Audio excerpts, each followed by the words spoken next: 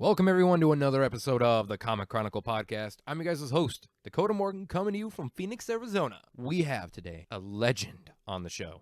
Darick Robertson, co-creator of The Boys, and working Transmetropolitan, so much shit. This guy's an artist in his own right, and he's an artist on all these books and more. You know the name, you've seen The Boys on TV, you've seen so much. And he's on the show, and I gotta say, folks, today it was a blast to have him on. You know, we talk about behind the scenes of comics, him working on all his books, whatnot, becoming an artist, being in the industry of comic books and such like that, and, you know, seeing The Boys come to life, and as well as other stuff, and seeing all of it. You know, we definitely had a blast on here. A lot of jokes told, a lot of informational stuff being said too. Darick gives a lot of motivation in the show. I try to give some, but he's like, boom. And it's a fun time. So hopefully you guys enjoy this episode and get a lot from it, because there's a lot of behind the scenes, a lot of motivational stuff in here. There's a lot to pick through. And especially in these times, which I hope you guys are all staying safe, staying healthy, whatever you're doing, at home, working, front lines, whatever it may be. Hopefully you guys are staying okay and safe out there. Of course, so folks, if you want to stay in touch with the show, you can subscribe for new episodes every Monday. That's new episodes free for every Monday. And you guys can subscribe on Apple Podcasts, Stitcher, Spotify, or comicchronicle.podbean.com. Or if you want to follow on social media to stay in touch too with the stuff I do and the podcast and stay in touch with the comics I do and all that other jazz, I am at Dakota_Morgan97 on Instagram and on Twitter at DakotaMorgan3. Thank you guys for tuning into this episode, and I hope you all enjoy it and get something out of it, because it was really, really fun. Darick's an amazing guy, and I can't wait for you guys to hear the conversation.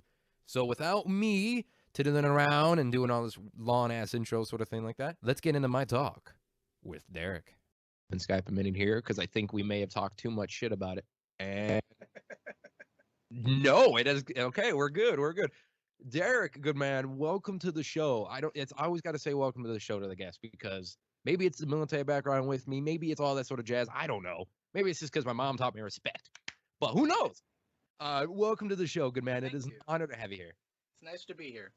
Of course. No, thank you. And I know you're busy, and we scheduling whatnot too, and all that jazz. I know you're busy. Shit, I've been busy too. I can't, in the current day and age, working in film and comics has become really tough. So I had to go the day job route. So I'm now at a vet clinic. So they're like, can we do Tuesday? I'm like, I can't. I work 11 to 7 at a vet oncology center for animals and stuff. So I'm like, I can't. Yeah, I know. I don't know if everybody's working at home these days or what. So I just, I promised my wife that I would give her the whole day to help around the house, because I've been on a deadline that I just finished. Mm-hmm. And so this is, but she understood. So I said, no, I can only do it Sunday at noon. So isn't it nice? It's nice when you have someone that you're with, and then they're the understanding of what we do. Yeah, it really is. It is truly a good thing.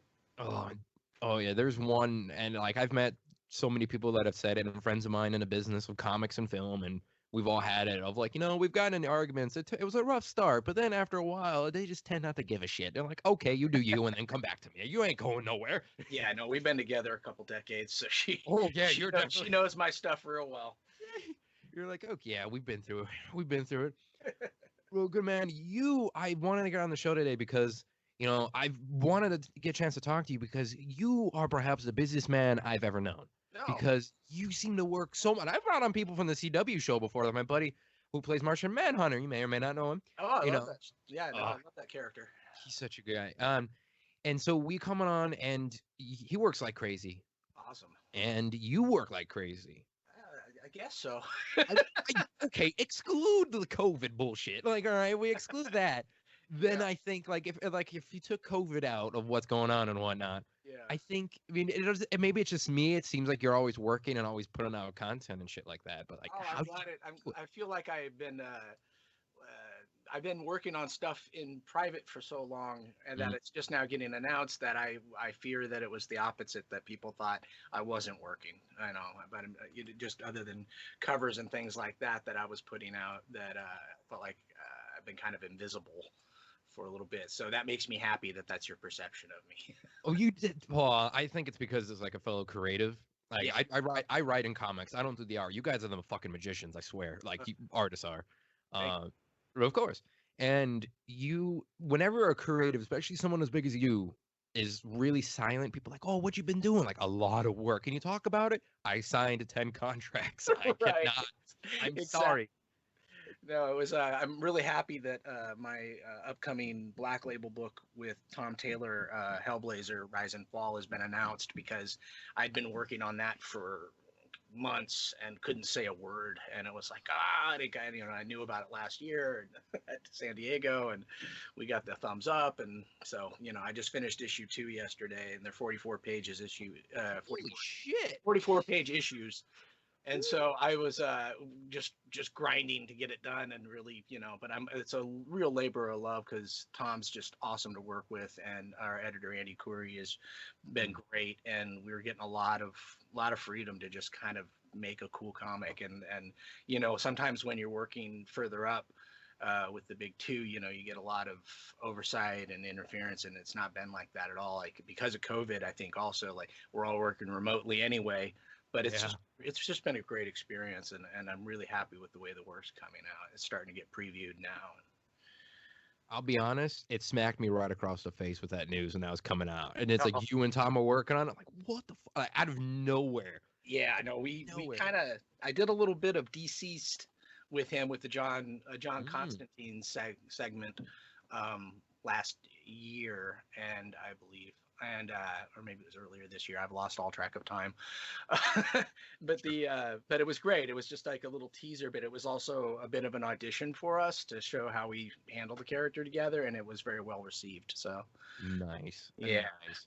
I mean, it makes sense. So, I mean, you with your work you've done in the past, and I don't want to say you've done dark shit because to me, I love that sort of thing like that. Like, oh, I have.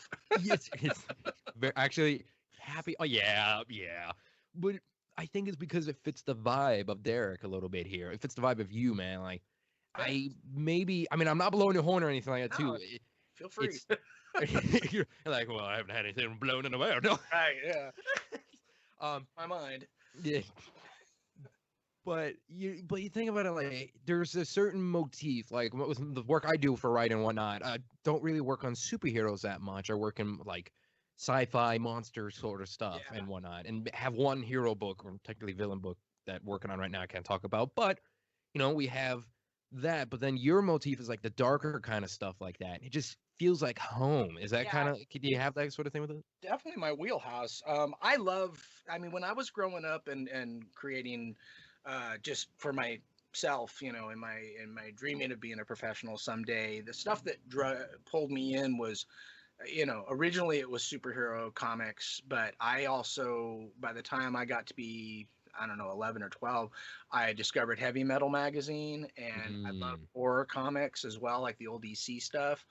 So I was always drawn to that kind of material anyway. I loved Bernie Wrightson's work.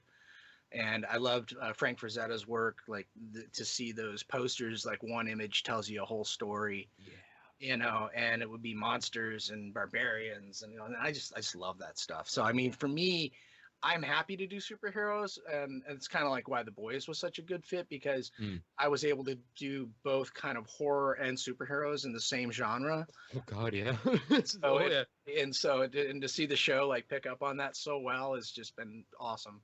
Oh my God, yeah. Like, it's one of those things where when you find your niche, and it sounds bad when you say niche, but when you find your, as you put it, wheelhouse, you don't want to get out. And then when you do, you're like, it's kind of nice, like a little vacation, Yeah, definitely. I mean, for me, it's like I'm versatile enough that it's like you give me the assignment and I'll do my best to rise to the occasion. But if you go back to like my first work, which was a book that I wrote and drew back in when I was just coming out of high school, called Space Beaver.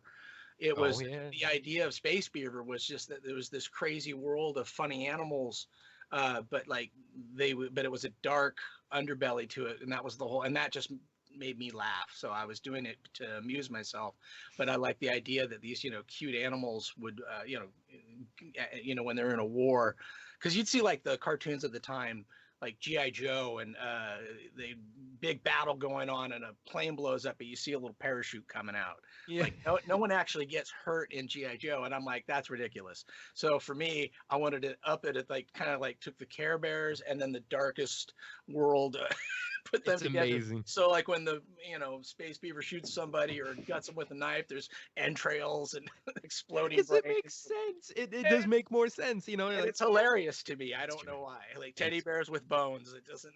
Oh, are you a video gamer by chance? My kids are, and so when I was younger, yes, and then I realized that it's a huge time suck. Oh, it And is. so, as much as I like video games, and I do, if I allow myself to start playing them, you might as well just hook me up to an IV and put a diaper on me, because I'm never, Yeah. I played like a few of their games, but I watch them play a lot, and I'm very aware they're very dialed in. Both my kids are gamers, so they'd smack me for saying that. There was fair. There was one where I don't want to. This is like introducing someone to like liquor for the first time. Like, here's a Right? bottle of booze. Yeah. There was a video game that came out years ago, and it was that concept, but it was a murder bear. So it was like Oh, this fun. teddy bear in this whole teddy bear world, and everyone's like yada yada yada, and he's like fuck this, and he takes a knife and he just starts ripping people. And your goal is to just murder everybody, and they're like running for their lives, and the stuffing's everywhere, and all this other shit. Like But stuffing comes out, right? yeah, and I Yeah. think there was some gore to it in some points of it later on, but I Yeah. don't know. I want to say it got gorier later, maybe, That's, but it's still kind of fun. yeah, no, that's awesome. I would the last game I played that I'm still not all the way through was Become Human. Oh, I remember that one. Yeah, Yeah, it's about cyborgs yeah, or artificial AI. Yeah, intelligence, yeah, yeah. AI. Yeah, like I'm forgetting what the main part of that title is. Something Become Human. Detroit, I think it was. Yes. Yeah, yeah, yeah. Yes, Yeah. Detroit Become Human. I'm in the middle of that game. I love that because it's storytelling. Like you're actually unfolding a story, and that brings me back to why I love comics in all genres. It's like for me, I love telling a story more than I love creating a splashy image or whatever. I only like the splashy images if it delivers the drama of the moment in the story. Otherwise, I just feel like it's one thing to draw a cool pinup or a cover, but it's another thing. And that's what going back to what I was saying about Frank Frazetta, that he would not just do an amazing image; it would tell you a story. Yeah. In one image. Like there's always something going on with some subtext, and would make you want to read more, or get into that book because it was usually used as a book cover. Uh, Yeah. Which so yeah, so I'll the story element is really important to me, and I yeah. have and I write. I don't get a lot of exposure for my writing, but I write as well. So You know what? It's sorry. Hold on though. Sorry if you hear a meowing. I'm in my home studio, so my cat's here. that's So okay. just fair warning. No worries. You're gonna hear background noise in my house too. But fair. I think we're all kind of used to that now. I don't think anybody Yeah. expects quiet anymore. Oh, it's so true. Like, what All was crap. that? Like, that was a construction vehicle. Like, yeah. I mean, but I'm gonna put a bold claim out there, but that's how it should be. You can't. It's not about people like, oh, I'm an artist. I like to make cool images. Like, it's about that a little bit, but you're trying to tell a story with your images.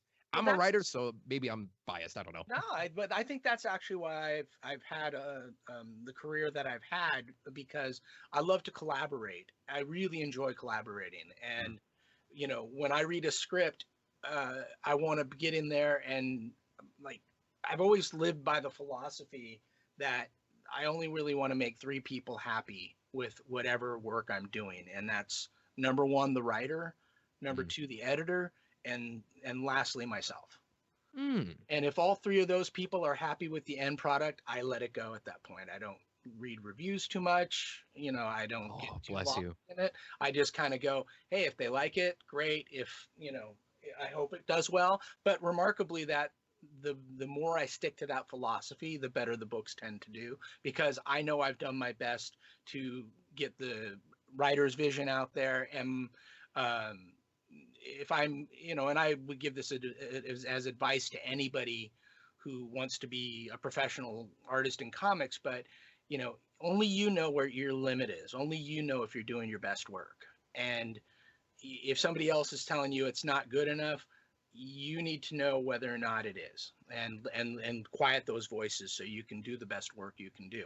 If you're not living up to your potential, or if you're phoning it in and you're aware of that, you should address that within your own process.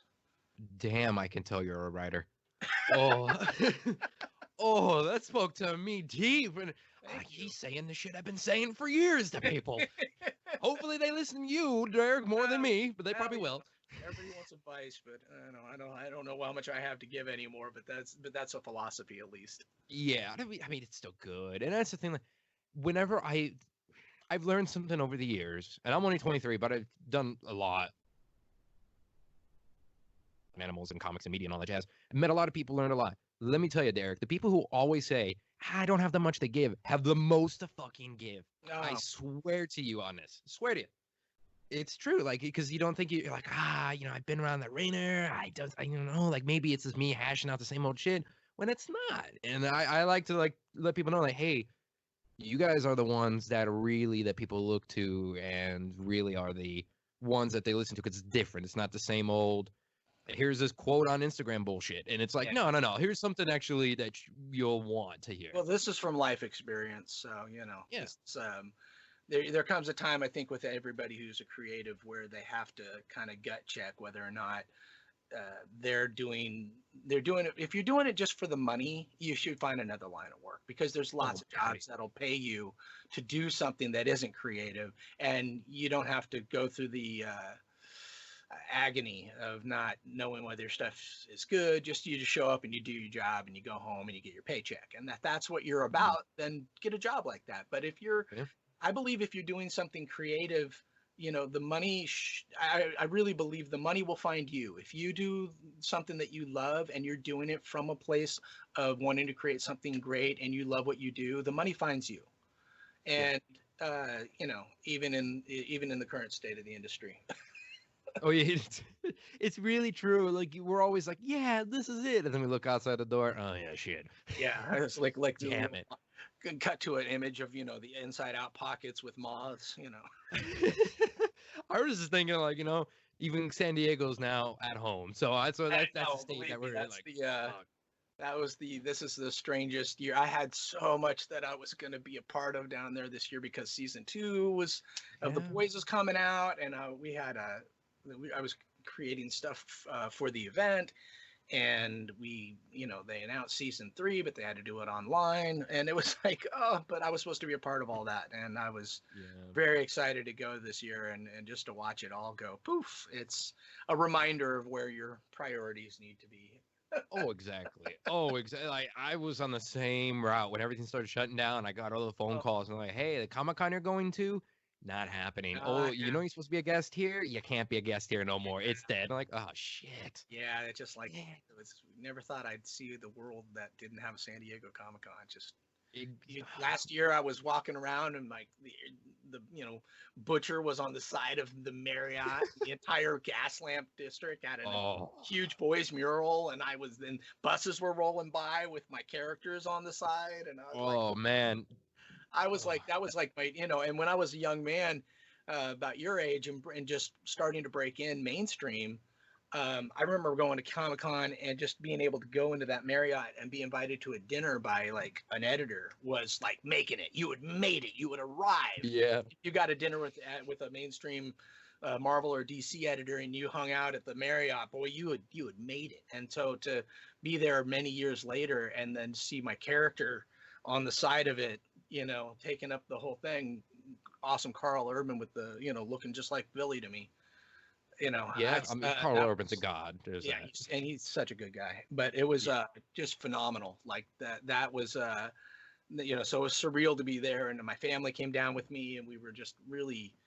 And then they had all these big events for it, and this big premiere, and it was just something. And then I thought, wow, okay. And then the show hit, which I didn't.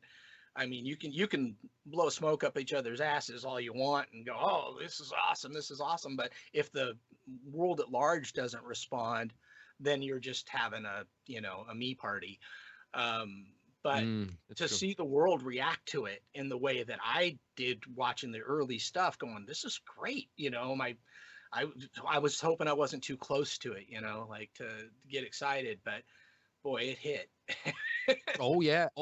Like, hey folks, Dakota here with a little bit of an ad break, but this is one you definitely want to listen to if you guys are a comic fan, which you are if you're listening to the show. You guys like comics and you like reading them in person. Let me tell you, go to Drawn the Comics in Glendale, Arizona. This is not just a hype thing for this ad. Let me tell you, I've been going there for years. I've had Cam Brown on the show all the time. Such a good guy. It's such a good community. Everyone who works there, they know you. You get your box number. You get your thing. You get all you need to do there. You get your collectible toys, car, whatever it may be.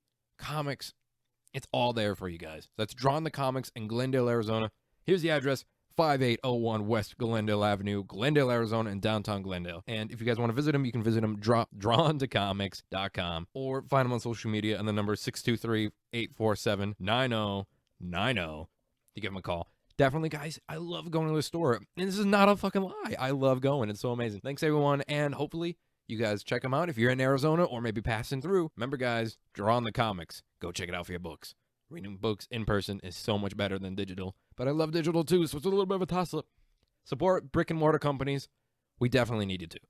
Thanks, everyone. And now, without further ado, I'm going to take it back to future me. Honestly it's the wet dream.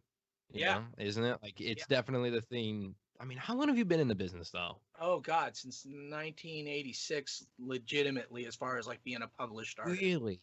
Yeah, I broke into comics just on a small level with Space Beaver, but I started creating that in summer school of my junior year just for fun. And by senior year, I was working on actual pages. I met a guy that was going to get me published, and the black and white boom had been going on for a while, and it had given us the Ninja Turtles. I didn't know about too much of that at the time. I was still buying my comics mostly at like pharmacies and things like that. So I found comic book stores and started going to a local comic book shop. And the owner of that shop, a guy named Tibor Sardi, Peninsula Comics in Bel Mateo, which is the border of San Mateo and Belmont, down in the peninsula here in the Bay Area. He was a guy that saw this thing happening, and he saw my work, and he really liked my work, and said, "I'll publish your book and I'll pay you." And I was like, wow. I was going to do it for free, you know, just to get it. I was just like, yeah. They said, "We can't pay you, but we'll publish you." And I'm like, I'm going to have my stuff published in an actual comic? That was, to me, amazing. I was just working on stapled together typing paper at the time for fun, you know, like I would entertain myself in school. I was a teenager in high school, you know, so I would just do comics just to entertain myself. And I would fill up sketchbooks with artwork. But that was like, to me, like this golden opportunity. So he did. I didn't know anything about the business. It wasn't the greatest business relationship, but I did get published, and it started me going to comic conventions. And I started to meet people because I had a legit book that was being published. And so I would get invited as a guest to these little Comic Cons, and there'd be, you know, professionals there that I got to know. And that kind of got me on my path to actually working in mainstream comics, which was always my goal at the time. I never thought in a million years Space Beaver would be where it started. I had dreams of working on Spider-Man and, you know, stuff like that. So, so yeah, 1986. So that would be over 30 years in comics. And I'm going to be honest, though, man. I thought you were like in the early 30s of age. I thought you Really? were, I mean, like, it's not, yeah, like to me, it seems like you're in your 30s. But by the way, that was an amazing story, though. That is beautiful.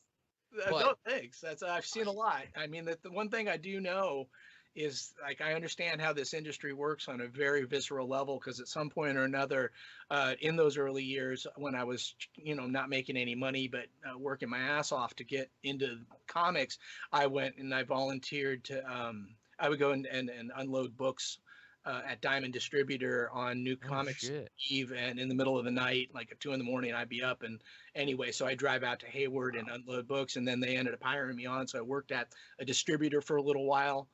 And I also worked behind the counter at Tibor's shop at Peninsula Comics. So I was behind the counter for a bit and on the retail side. So it's like I've seen comics as a business for years from many perspectives before I started just getting work and could support myself as an artist all the time.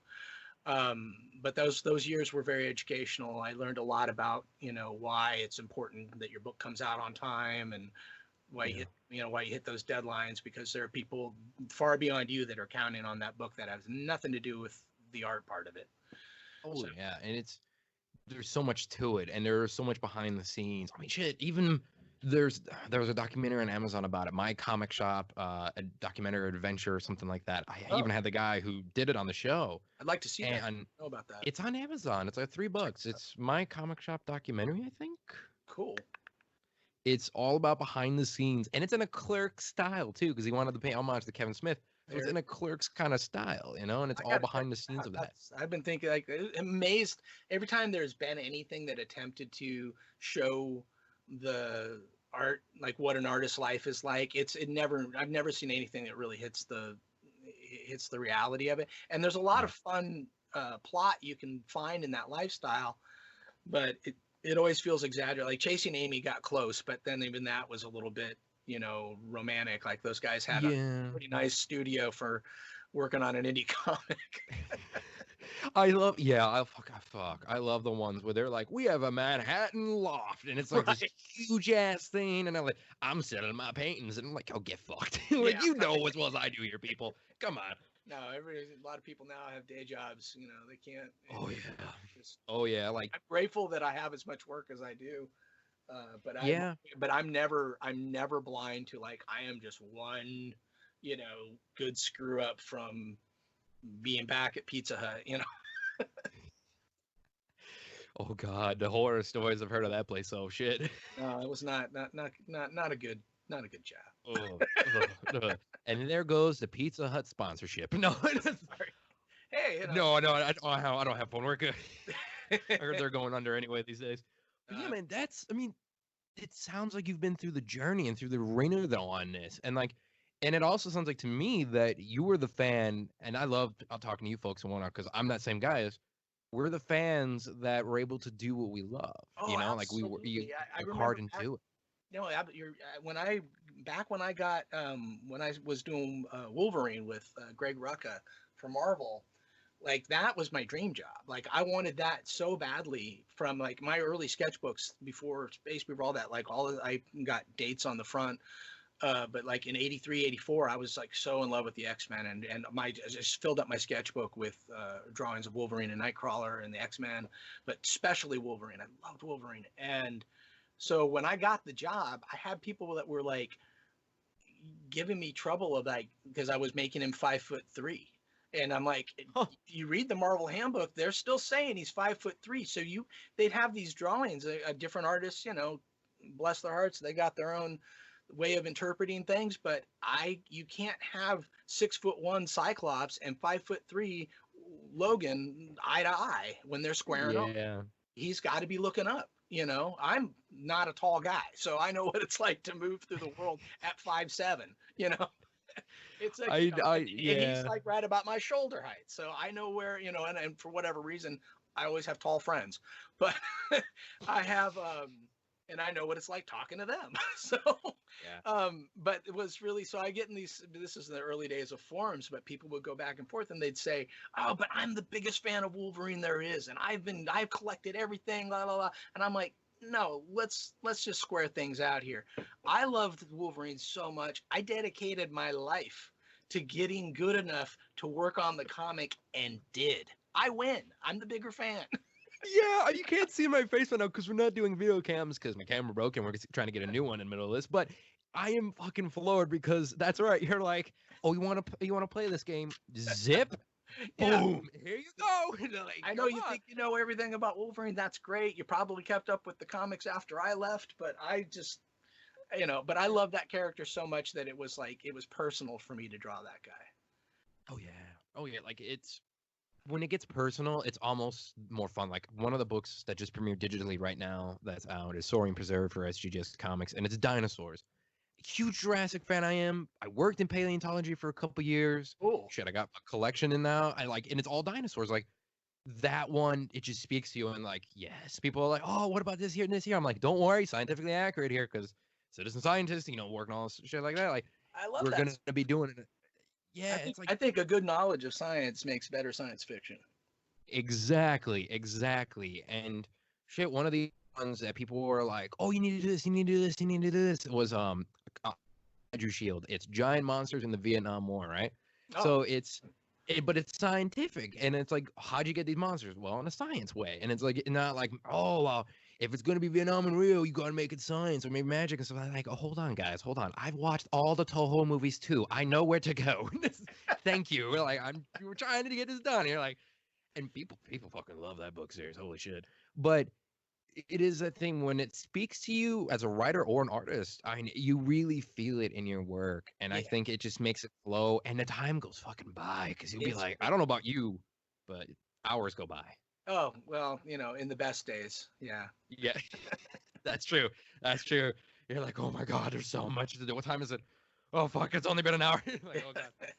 No, Oh, but that's oh the thing. man. It's kind of like with video games that it's like I have an immersive concentration, so it takes me a while to focus, but once I do, I'm hard to break free. So I can put the hours in, especially if I'm enjoying the work. But they call it artwork for a reason. Yeah, it's true. Now, I do have to mention something here, and I Sure. think I don't know if you were told about this, but we've had someone on the show that you've actually probably met. Actually, I think you should have met. Met a lot. One of the actors from The Boys has actually been on the show. Oh, who? Which one? Nathan Mitchell. Oh, he's great.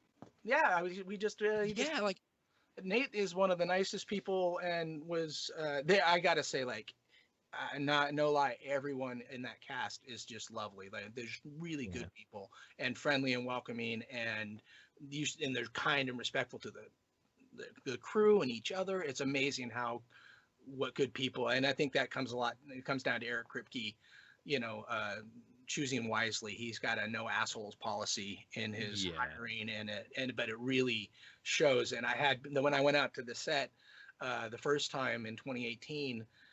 Nate was I sat next to Nate's mom. She was on set that day, so and then I got talked to her. She's a sweetheart. And then, but Nate was one of the few people that really wanted to like pick my brain about what Black Noir was all about from my perception. And I was like, well, I didn't write him. He goes, no, I know, but you created him. Like, you co-created him. What's he all about? Like, what would you do? And I was, and it was fun. I was really got into talking to him about Black Noir. He was in costume too, which made it even funnier. He had his mask off, but sitting there fully dressed in his crew chair, and we talked for a while. He's just good people. Hey guys and gals, Dakota here with a quick little ad break for you. So folks, we always know the classic saying, wear your freak flag high. Now you can, because the Comic Chronicle podcast now has its own little merch line on Redbubble. That's right folks, we have our own little merch line with some fun little logos. Of course, our Man of Steel-esque logo for the Comic Chronicle podcast you can get on mugs, t-shirts, sweaters, posters, prints, all sorts of stuff like that on there. And of course, we sell some exclusives that you may be interested in this new world era that we live in. One of those designs we feature is the little branding called Vigilante in Training. Let people know when you wear your mask, or if you want to get a sticker version of the little iconic logo there, rough dick looking stamp on there on your mask that's blue, a little dark blue, Vigilante in Training. Or if you want, we have in a word bubble on there, trying to best to explain this on a podcast, and a word bubble, make comics not war. Get that on t-shirts, sweaters, posters, a mask, buttons, phone cases, all sorts of stuff like that on there. And of course, lastly, we have Blockbuster Kid. Take on the Blockbuster logo. A lot of us, like myself, we grew up a Blockbuster. Or, you're a semi-medium age adult and you like Blockbuster too. You want to support the past and keep a little bit of retro on there. You can do that too. Get your t-shirts, masks, buttons, stickers with Blockbuster Kid written on there too. You can check out the store for the Comic Chronicle podcast on Redbubble. And an easier way to do so is you can click the link in the show notes below. And that will help you guys and take you straight down to it. Go to Explore Designs and see what all the fun stuff we have for you guys. See the logos for yourself and support the podcast all in the same sense. I give you guys stuff for free, which is the podcast, and now we give you some merch. Wear that freak flag high, folks. So thanks for tuning into this episode. And without further ado, let's take it back to Dakota from the past. He's Amazing martial arts too. Amazing martial artist. Yeah. That's really him doing that stuff. Is it? Oh shit! I think we've mentioned it before on the show because it's been a while since I've talked to the man, and he absolutely gave you guys thanks for creating the character, by the way. Like, he couldn't thank you enough. On the record, by the way, too, because he's like, you guys, everyone who helped create the boys saved my acting career. And he's like, I never had like anything going on until I had Black Noir. And I'm like, really? He's like, yeah, I want to thank everybody, Darick and all. That's awesome. And I was like, holy shit. Yeah, like he just I love to hear that though behind the scenes on that show because it seemed. That's the thing. They're like, oh my god, this guy plays such an asshole. He's got to be a big asshole. I was like, no, they're usually the biggest sweethearts. They are. It's so true. But I mean, but there's not an asshole in the group, and even if there were, I wouldn't say so. But I mean, I don't have to worry because I can unequivocally say everybody's really great. They're all really friendly and kind, and I got to know. I'm friends with Jack Quaid at this point. Like we just talk, you know, and everybody's just been Nate and the woman who plays Frenchie's girlfriend, and you'll see her a little bit in season 2 as well. But Jordana La Jolie, she and I got to be friends, so like it's been really great. Like there's they're real people, and they really give it, and they love it, and they all seem to be very happy working on the show. So it's pretty cool. I love it, man. Jesse Usher. I love it, and it's gotta be. Oh yes, yeah. Oh yeah. I you gotta admit, like it's gotta be one of those feelings. Like I'm, what can I say? Working on a film thing right now, so it's like it's a film tie-in comic, as much as I can say. And I know like that's like, well, it's their characters they created and whatnot, and I'm writing for them and such like that too. But and then all my other series, I got like 5. But like for SGJS, I couldn't even imagine being on set for them coming alive. I couldn't even imagine that. I mean, was there any? Truthfully, you can be honest. Was there any tears? Because I've got to admit, I'll bawl like a baby. I mean, I don't. I mean, it was more like overwhelmed. Well, you know, the thing that actually did make me the moment I had tears in my eyes was I'd never been on a set before. I mean, I've been around stuff, but I've never been on a set, especially not for something that was, you know, based on my work. So just arriving there and then being treated like they treated me so well, like the whole crew, Eric Kripke's crew, like everybody, like they picked me up, they got me a better room. I thought I was just, I literally when I was going to go down to set was just to say hi to Simon Pegg, because he had been so generous with letting us use his face back in the day. And you know, and that was kind of a funny story where I just never assumed he'd even see the comic. And he wasn't that.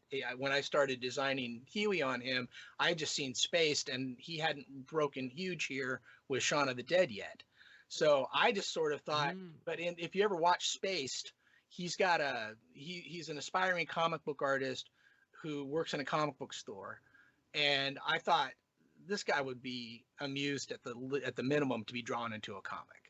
So, you know, that was my idea. But then when he got wind of it and he'd be kind of blown up, and DC got very worried that he was going to sue us, and I thought I was going to have to redraw a bunch of stuff. But he reached out and couldn't have been more friendly, and he signed a release. And I don't recommend anybody try this at home. We got lucky. I was surprised. It could have been a disaster. Oh, you could have been like. But here we are all these years later, and he got a role on the show. He could have been Huey back in the day, but it didn't. We went for 10 years trying to get where we are, and it's thanks to Eric Kripke that we're on the air now. But I got to say that I just wanted to fly to Toronto and say thank you to Simon, because he was going to be on set there, and I was going to just, you know, we had met, but I wanted to thank him in person because it had a lot to do with just his initial generosity, and I had some artwork for him and things like that. And we ended up hanging out for a little bit and talking in his trailer, but and I saw that his shoot that day, but then everybody was so kind and excited. Like Jack Quaid came up, was like, "Can I hug you?" I'm like, "Yes, you can." Wow, I'm just so happy to meet you. And I was like, "Yeah, no, you're killing it." And but then they led me on to, and I thought I was just going to be like kind of hanging back in the shadows and then go home and go back to my room. Like I didn't think they were going to allow me to just hang out on the set the whole time. But they were like, "No, stay as long as you want." And I ended up being there from first call to last call, watching it all unfold, and I loved it. I loved just witnessing how it all comes together. But when they led me to the area, they presented me a chair, and it had my name on it, like one of those director's chairs. And my name was on it. And I just that got me right. Like I was like, oh my God, I have a chair with my name on it. Like that felt like, you know, my parents, I lost my parents in my 20s. So they're not around to see any of this, but it was one of those moments where I was like, I wish my dad was there, you know, like I could go, look at that, Dad. Yeah. So It's like, you know what? because I'm like James Cameron now. not even that. I just felt like there was this. It was just I don't know. I belonged there, and it was nice. It was like I felt It felt like home. it didn't feel like it was an ego thing. It felt like an accomplishment. Mm. And for me, that was Yeah. because I'm a self-taught artist. Like I just taught myself to draw out of just sheer will. And my dad was an airline mechanic, and my mom was a stay-at-home mom, and they were much older when they had me. So it was like it wasn't like I had any kind of path to that. I didn't have any Mhm. I didn't have any clear path how I got from, Space Beaver to on set on his huge show with my name on a chair. Yeah. There's that when I try to even tell it to you right now, like it doesn't make sense to me. But I feel so for me it was like it was such a beautiful thing to say like I'm losing my words. I'm too caught up in the emotion of it now, but I was No, you're good. I can hear it in the voice, but I get what you're saying. Like yeah, it's just sort of that like home thing. it was like that, and like when they started advertising the show after that, and then Brian Michael Bendis was sent me a picture of a whole building in like I think it was 42nd Street in New Wow. York with Homelander on the side, and he was like, and I was like, wow, he had a aerial perspective from some high rise there and shot and sent me a picture. He's like, and I was like, wow, that's like, you know, that's the college diploma I didn't get. I don't know if I would explain it, like Yeah. I No, graduated, it's like I barely graduated high school because all I wanted to do was draw. And then there's a character that I co-created on the side of like a whole building in New York. And then I that's started getting kind of pictures from all over the world, like over the Trevi Fountain in Rome. There's Homelander, and it was pretty amazing. And ironically, too, I don't know if this is going to translate very well as a verbal story, but when I was a little boy, about 9 or 10, I found this drawing. Amazingly, I still have it. I found the very first original superhero character I ever created, and his name wow. was Eagle Eyes. And I don't know what the hell to this day what Eagle Eyes does, but I had been copying from comic books, but I hadn't really thought to try to draw something original. So I wasn't copying at the time, and it's a kid's drawing. But I pivoted the body to where like his hand was behind his chest in a way like he was turning, and it was the first time I had drawn a figure of something that felt like it had a little bit of a dynamic 3D thing, and something clicked. I was like, wow, that got the bug. That's when I got addicted, where I need to crack this code. I can do this. I can draw superheroes. So so I created this character Eagle Eyes, and it's funny because, and this is 1979, and so he's shooting eye beams that's what the character's doing, and then he's shooting these beams out of his eyes. And so then flash forward to all these years later, and on all the promotion stuff for The Boys, Homelander is shooting eye beams. And it's just a Yeah, and weird he's just slicing people. Yeah. yeah, that's just a weird glitch in the matrix for me. Like, how could it go to go full circle? Like the biggest thing I'm a part of is an image of this guy shooting eye beams. So side by side with this drawing I did back in '79, and then Homelander on the side of a building. It's just kind of quite a journey. I don't know how else to say it. Please tell me you're gonna bring Eagle Eyes into something soon. I, Please. what I did actually, I go back and I revisit that drawing, and so I've done it. Really? Yeah, 3 times now, because I like I like showing the evolution of it.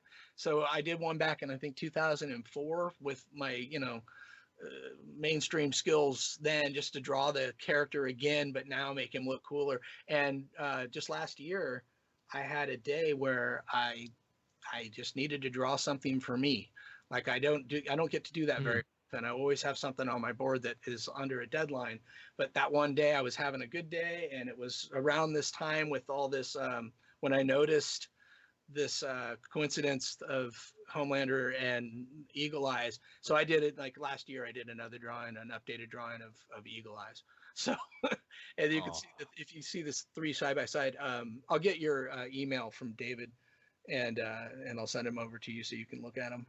Please do, because I really want to see this. And I'm, you know what? I'm not even lying to you. We're gonna listen to this, or fans are gonna listen to this, or someone's going to, because people fucking listen to the show and they give them jobs. I swear to God, it's happened to so many people that have now got CW jobs, everything else. Meanwhile, I'm over here like, what the fuck? But I could definitely see Eagle Eyes coming into something, Oh, and not blowing smoke or anything else. Like, come on, like you could do an Eagle Eyes short and be like, or like fucking COVID style. Like, here's it on social media. Here's a little thing like that. I Like, gotta run I my could see first it. when I first got into drawing an actual comic book, and this goes into the idea of like what something I think I've been doing my whole life, but I only recently found out there's like a word for it or a practice to it, but it's called manifestation. And it's where you set your Oh eyes yeah. on a goal and you do everything you can to meet that goal. You just relentlessly go for that goal. And so shortly after Eagle Eyes, I created my own first comic book, where I stapled comic or paper together and created a cover with all the little details, for a character called Nightwind. And it's ridiculous. I'm regurgitating everything I was reading at the time, and it was about 8 pages long. And it's a kid's story because a kid wrote it, but I just wanted to feel like I could have a comic book with my artwork in it. It was like so magical Yeah. to me. Like I just had to. But then that started. I got a direct line from that stapled together comic book to Homelander on the side of a building, and it's funny, but I showed it to Jack Quaid when we were talking. We first met. We hung out after when he got done with his shoot. When I was back in Toronto in 2018, and we were hanging out, and he drew comic books as a kid too. Like, so he had a couple characters he had created, and we were having a good time talking about that. And I sent him when I got home. I sent him Nightwind, and he's like, okay, whenever it comes, I'm gonna be Nightwind. I'm like, done. Oh really? So I still have this dream of just making a short film with Jack as Nightwind and take the exact terrible backgrounds from my childhood drawings and make those the sets, like what wonky sofa God. and perspective all all over the place, and just Jack in that Oh, costume. It would be hilarious. you could tease. Derek, I'm not even kidding you. You could fucking tease that and be like, here's a cinematic poster, and it's a new thing of mine coming to live action. Who Again, knows what it is? one of those days when I get some time to just draw for fun again, I'm going to draw these pages of Jack as Nightwind, and I just want to redo the entire story, but not change a word of the script because it's bizarre. Because Oh, it's yeah. kid thinking. You're just like And then you're gonna it's sell it, and you're gonna be a millionaire. your lips to God's ears. But this, like, I still have like one of the things that's funny to me when I look back at this, and it's be a lot more interesting if it wasn't an audible conversation here. But when my character walks into his apartment from whatever his day job is, there's an alarm goes off, but it's like he's got this giant red disco ball siren over his couch. And it goes, I know there's trouble downtown, and then he does his like kind of a Green Lantern chant, and wind blows all around him, and he emerges in costume. But I thought it was so funny. I look back and I'm like, I guess he didn't have any friends because they'd come over and be like, what's with the big siren over your couch, dude? And so I like, He's an absolute loser. yeah, just like he has to be, because otherwise, like, his secret identity would be blown pretty quick, like having a dinner party and the alarm goes off. But I didn't think that through at all. I was a kid, so I was just like, hey, you got to put an alarm to call you downtown somewhere. So but that was It's funny to me like, but keeping that element in there and then just doing it dry would be, doing a deadpan would be really funny. fucking amazing. Because that's the thing Oh, that made the old Batman TV show work, is that nobody was joking around. They were all dead serious, and that's what makes it. And that's what that reminded me of. I'm not gonna lie to you. I'm thinking like, this is very Batman 66 right about now. Like, but all right, let's do this. When I was a kid, those would be on after school on TV when you come home about 4:30 in the afternoon, and when you're a little kid, like, you don't get the jokes. You're just like, oh my God, Batman's in trouble. You're like, I was completely sure that this was like a serious story. Like, I didn't get the funny part. Other once in a while, I remember when Jerry Lewis popped out of the side of the building when they were doing that climbing bit. then I kind of go, oh, that's Jerry Lewis is funny. But but I look back on that, but that's what makes it work is that like if you ever see the original Batman movie, I guess it's sort of like the pilot, but it doesn't get included in the set. But they have there's a great scene in the opening of it where Batman and Robin are in this helicopter over Gotham, and miles way up in the sky, and all the cops are outside, and they're pointing up at the Batcopter, and Batman looks down, and then they're all saluting him, and Batman just gives a thumbs up out the window. And it's just like, it's just so great. Like they wouldn't even be able to see him, but he's like, thumbs up. It's just, I love that kind of humor. So yeah, someday the Nightwind short with Jack Quaid, that's got to happen.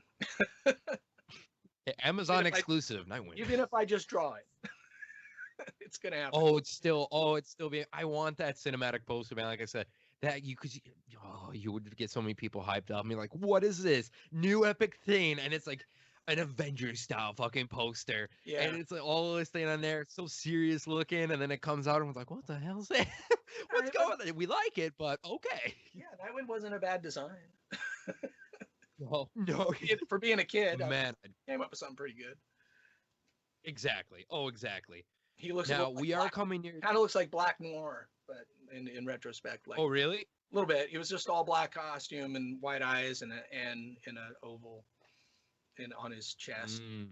But it was like it wasn't the very well thought through, but it was a lot of fun. It's. And I drew 11 issues of it, and my work got better as I got older. And so by the time I was finishing the last issue, it was like on the verge, I guess, of where I'd be with Space Beaver. But I was like painting the covers and, inking the interiors, and I got better paper. It was a funny evolution. But I used to draw all the whole evolution. Oh, wow. I'd parody because I loved comic book. A lot of the comic book ads that would be in the comics I was reading at the time were so dopey. I would take them and parody them, kind of like a Saturday Night Live skit version. You mean to tell me the Hulk and Hostess was derpy? Yeah, exactly. Didn't he say it right? Like it was. Yeah, exactly. Like I hated those ads too, because I'd be in the middle of like I told you I have a focused concentration. So once I got into reading the story, I'd turn the page. I'm like, wait, what's going on? Like Hostess, what? Like why is it's true? It's true.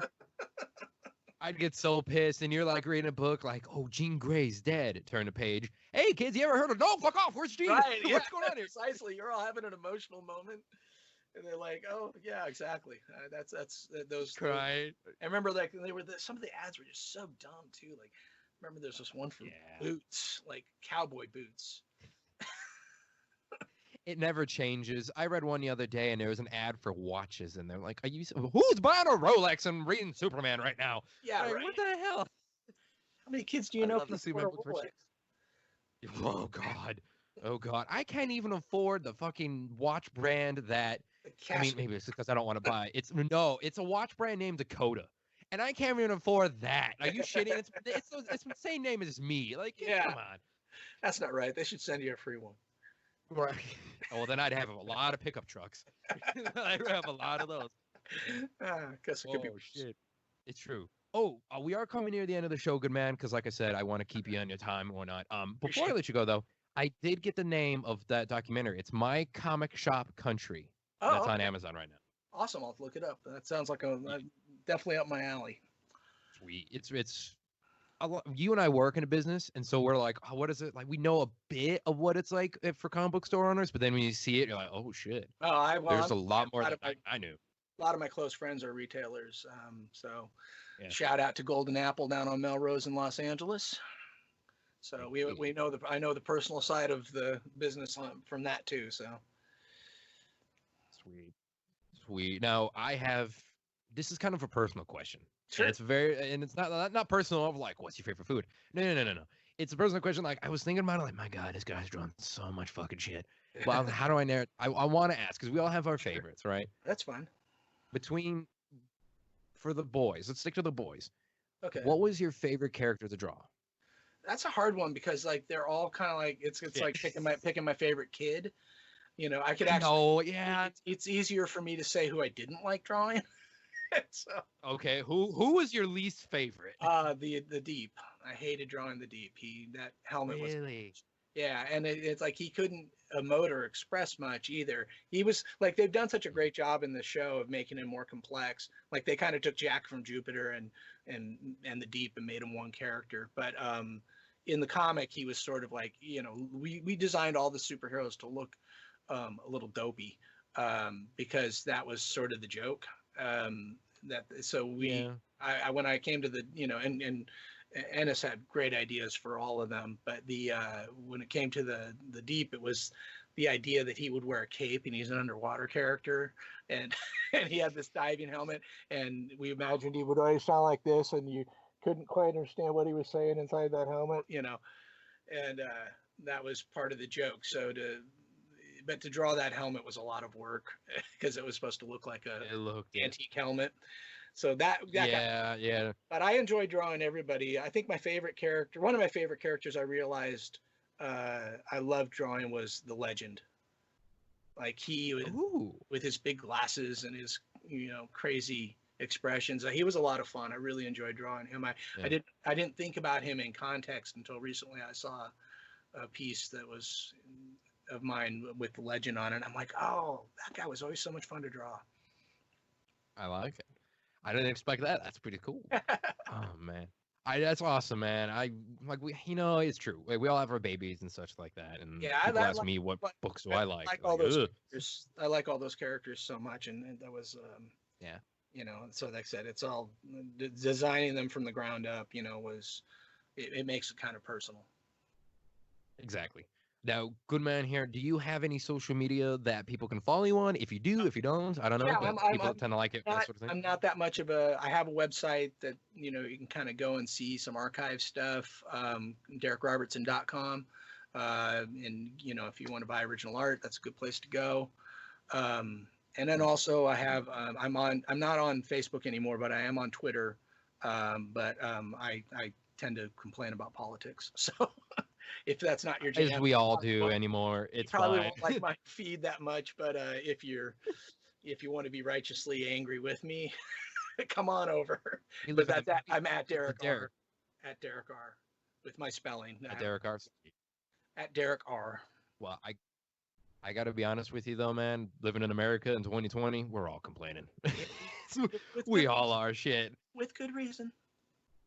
Yeah, with good reason. Yeah, I just started bitching back in 2015. That's because with Transmetropolitan, it's like it was such a prescient book on the politics and weird to see it all.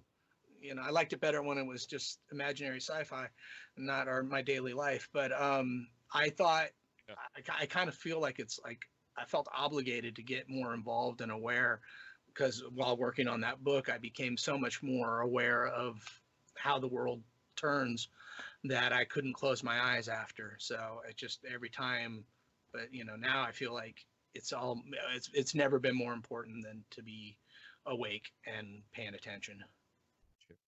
Great, man. Darick, I gotta say, man, this has been a blast having you on the show. Thank you. You are amazing, dude. Thank you. That's very nice of you.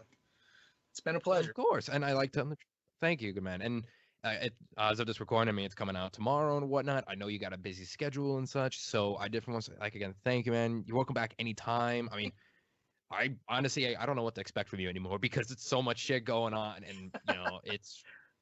Pretty excited. I don't know. Hellblazer Rise and Fall, and that's coming out soon. And also, I'm going to continue on with Oliver, which I'm doing with Gary Whitta, and the trade paperback of the first 4 issues from Image Comics that just came out, and it's some of my best work ever. It's a labor of love. So if you haven't checked out Oliver and you like my work, I think you really enjoy that. Sweet. I actually got to check that out. I'm going to write that down now. Sweet, man. But like I said, it is one. So thank you, good man. I'll let you get going. You rock as always. Stay safe out there, man. Hey, you too. Thanks so much for having me. Of course. Have a good one, Darick. All right. You too, Dakota.